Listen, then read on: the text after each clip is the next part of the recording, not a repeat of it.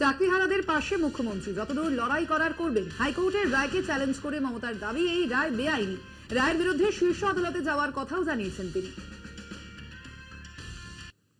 অন্য লোকে পিল করলে দেবে তাকে কিল, আর বিজেপি পিল করলে ব্যাস, বিজেপি পিল করলে বেল, অন্য কেউ পিল করলে জেল।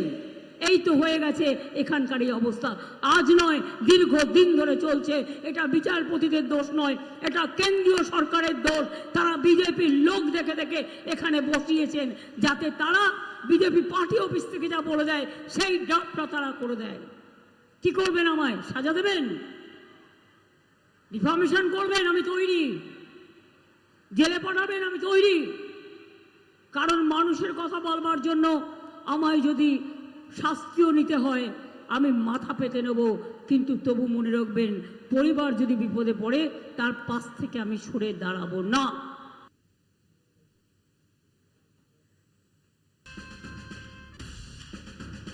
এসএসসির রায় নিয়ে আদালতকে নিশানা মমতার। বিজেপির কথায় চাকরি বাতিল দাবি তৃণমূল নেত্রীর। আরো 10 লক্ষ চাকরি দিতে প্রস্তুত সরকার, জানালেন মুখ্যমন্ত্রী।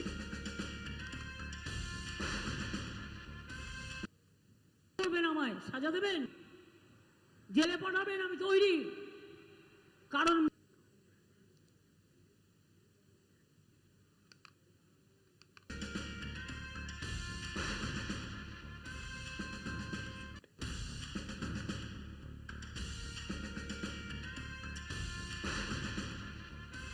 থেকে যা বলে দেয়, পার্টি অফিস থেকে যা বলে দেয় সেই ড্রাফটটা তারা করে দেয়। কি করবেন? আমায় সাজা দেবেন?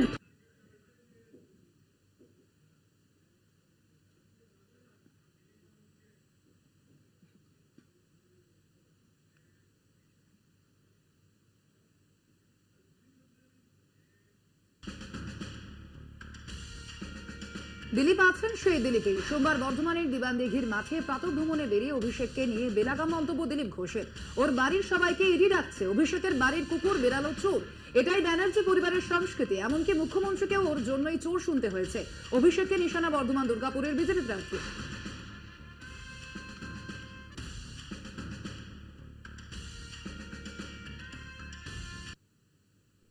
উনি একমাত্র ভদ্রলোক আছে যার বাড়ির বউ থেকে মেয়ে, চাকর বাকর সবাইকে ইডি ডাকছে।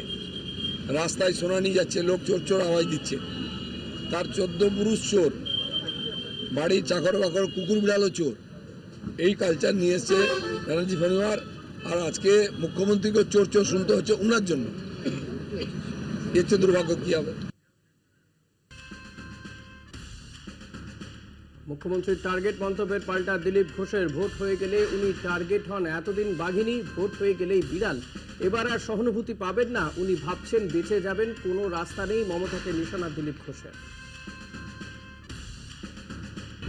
ভোট হয়ে গেলে উনি টার্গেট হন, ঠিক আছে, খালি আমি টার্গেট, একদিন বাঘিনী, ভোট এলে বিড়াল হয়ে কি আমি মেয়ে, আমি মহিলা, আমাকে একাকে দেখুন কিরকম ঘিরে ফেলেছে। তো যা কর্ম করেছেন তার ফল ভোগ করতে হবে, আর সিম্প্যাথি পাবেন না। পুরো বাংলার সমাজকে দুর্নীতিতে ছেয়ে দিয়েছেন, নেতাদেরকে চোর বানিয়েছেন, চোরেদেরকে নেতা বানিয়েছেন। এর প্রায়শ্চিত ওনাকেই করতে। উনি ভাবছিলেন বেঁচে যাবেন, কোনো রাস্তা নেই।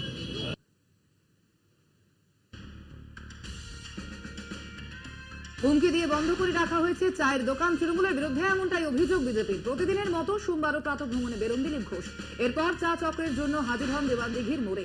কিন্তু সেখানেই দেখা যায় সব চায়ের দোকানই ছাপ বন্ধ। দিলীপ ঘোষের অভিযোগ, রবিবার রাত থেকেই তৃণমূলের গুন্ডারা চায়ের দোকান বন্ধ করে রেখেছে।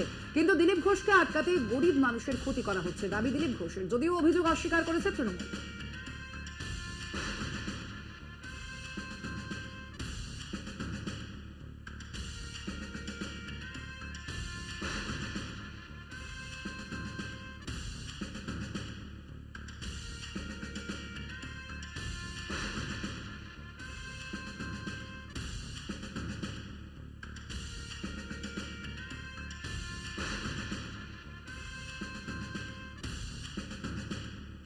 টিএমসির গুন্ডারা যত চায়ের দোকান সবাইকে ধমকি দিয়ে বন্ধ করে দিচ্ছে।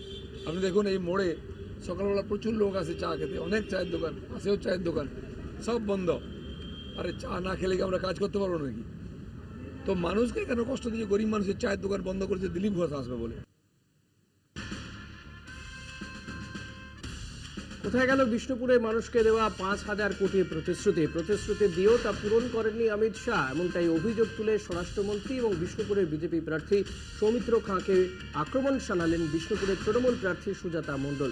2021 বিধানসভা নির্বাচনের প্রচারে বিষ্ণুপুরের মাটিতে দাঁড়িয়ে কি প্রতিশ্রুতি দিয়েছিলেন অমিত শাহ তার জনসভা থেকে তুলে ধরেন সুজাতা। পাশাপাশি বিষ্ণুপুরের বিদায়ী সাংসদের শিক্ষা নিয়ে কড়া সমালোচনা করতে শোনা যায় সুজাতাকে।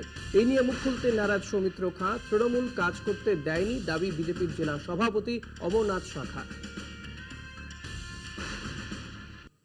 নির্বাচনের সময় বিদায়ী স্বরাষ্ট্রমন্ত্রী এসে অনেক বড় বড় কথা বলে গেছিলেন যে উনি নাকি বিষ্ণুপুরের যে 7টা বাঁধ সেই সংস্কারের জন্য 5,000 কোটি টাকা দেবেন, কিন্তু আজও পর্যন্ত 3 বছর গড়িয়ে লোকসভা ভোট চলে এলো, 5টা টাকাও আমার বিষ্ণুপুরের মানুষকে দেননি। এই মিথ্যাবাদী দ্বিচারিতা কেন, যেখানে কেন্দ্রীয় সরকারের সাংসদ ছিলেন এখানে বিষ্ণুপুরে? তাই এবারে দাবি উঠেছে বিষ্ণুপুর লোকসভার জনতার গর্জন, এবার বাংলা বিরোধী বিজেপির বিসর্জন।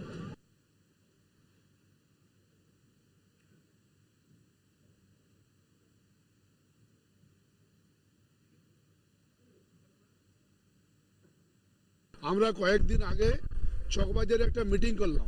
সেই মিটিংয়ে এসডিও সাহেবকে আমরা চ্যালেঞ্জ দিয়ে এলাম যে এমন কোনো চিঠি কি কেন্দ্রীয় সরকারের কাছে গেছে যে এখানে যে বাঁধগুলি আছে সেগুলি সংস্কার হোক?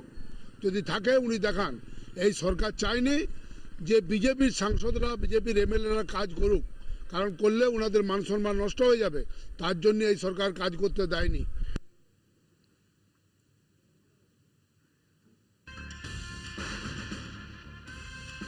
বহরমপুরে ভোট প্রচারে অধীর রঞ্জন চৌধুরী সোমবার বহরমপুরের রানীবাগান ইন্দ্রপ্রস্থ দীপিকা স্কুল মোড় থেকে বান্ধব প্রেস মোড় পর্যন্ত পায়ে হেঁটে প্রচার করেন কংগ্রেস প্রার্থী।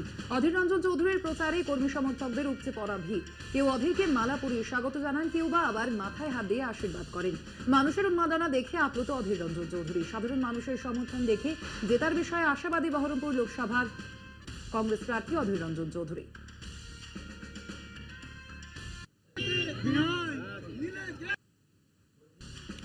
অধীর চৌধুরীকে থানায় ডেকে জিজ্ঞাসাবাদ পুলিশে। বহরমপুরে ভোটের নির্বাচনী প্রচারে গিয়ে তৃণমূল কর্মীকে হেনস্থা এবং মুর্শিদাবাদ মেডিকেল কলেজ হাসপাতালে বিজেপি সভাপতি সহ বিজেপি কর্মীদের সঙ্গে ধস্তাধস্তির ঘটনা জিজ্ঞাসাবাদ। গত 13 এপ্রিল তাপস কুমার রায় নামে এক ব্যক্তি অধীর চৌধুরীর বিরুদ্ধে লিখিত অভিযোগ দায়ের করেন। অভিযোগ দায়ের হয় পুরসভার কংগ্রেসের সদস্য হিরু হালদারের বিরুদ্ধেও।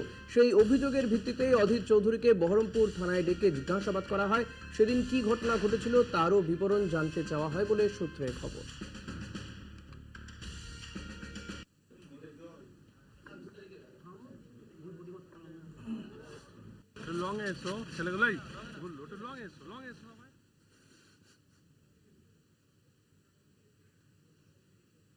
পুঙ্গবরা তারা অধীর চৌধুরীকে হেনস্থা করার জন্য তৃণমূলের আদেশের নেতৃত্বে যা যা করার সব করছে। আমরাও আইন মেনে সব করার করছি। I am a law abiding person.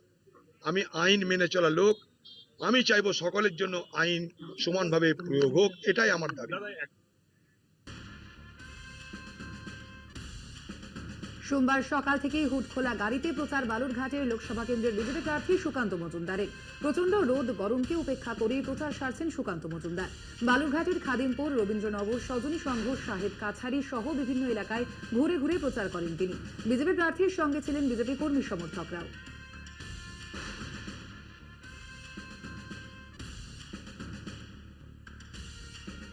লেনিনের জন্মদিন পালন করে ভোট প্রচার শুরু করলেন মুর্শিদাবাদের সিপিআইএম প্রার্থী মোহাম্মদ সেলিম। সোমবার সকালে হরিহরপাড়া ব্লকের নিশ্চিন্তপুর মোড়ে লেনিনের প্রতিকৃতিতে মালা দিয়ে প্রচার শুরু করেন সেলিম। প্রচারের শেষে তিনি বলেন, কেরলে বিজেপি তৃণমূল নেই, যেখানে বিজেপি থাকবে না সেখানে মূল শক্তির বিরুদ্ধে লড়াই হবে।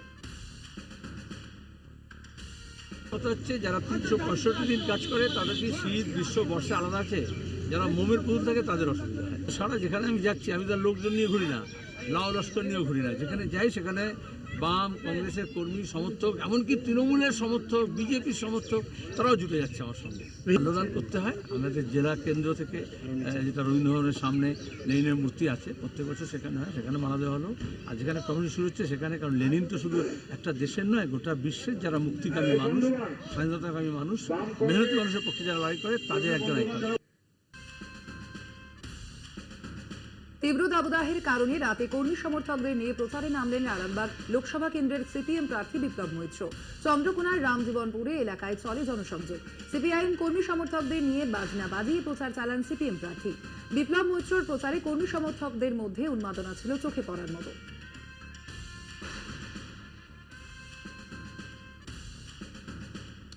চলতি মাসেই শুরু হচ্ছে প্রথম দফা লোকসভা ভোট। এরই মধ্যে খানিকটা শক্তি হারালো শাসক দল। নদিয়ার বড় নলদহ গ্রামে তৃণমূল ছেড়ে সিপিএম এ যোগদান করলো 12টি পরিবার। কৃষ্ণনগরের সিপিএম প্রার্থী এস.এম. সাদির উপস্থিতিতে বামেদের একটি কর্মী সভার আয়োজন করা হয়। সেখানেই তৃণমূল থেকে সিপিএম এ যোগদানকারী 12টি পরিবারের হাতে দলীয় পতাকা তুলে দেন বাম প্রার্থী এস.এম. সাদি। সাধারণ মানুষের পাশে দাঁড়াতেই এই যোগদান বলে দাবি সিপিআইএম।